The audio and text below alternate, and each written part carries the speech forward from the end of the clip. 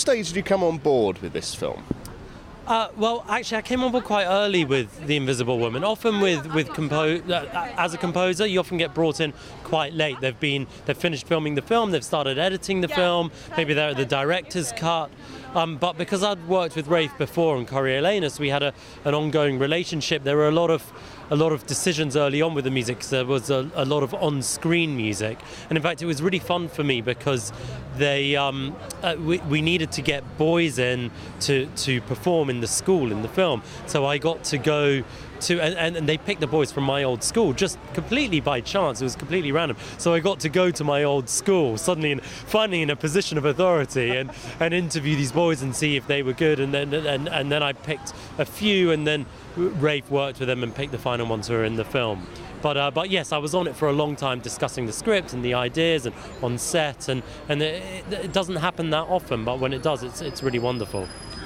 Does that, do you think, change the way that the ultimate sound, the ultimate feel of the composition becomes then?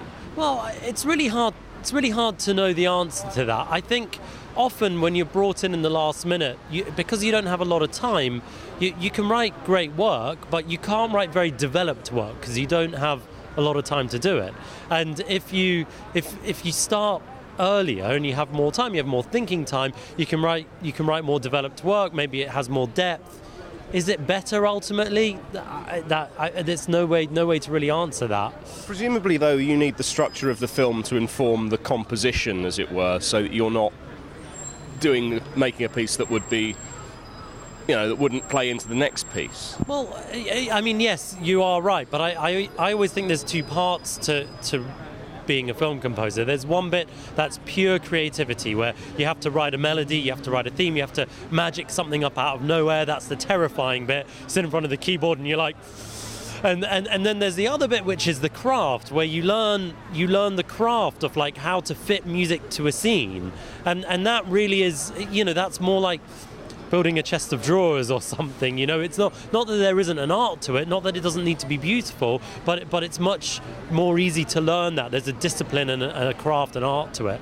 And so I guess, a long-winded way of answering your question, the melodic element, the pure creativity, that I think you could do at any time, and the more craft elements of it, you need the film to do.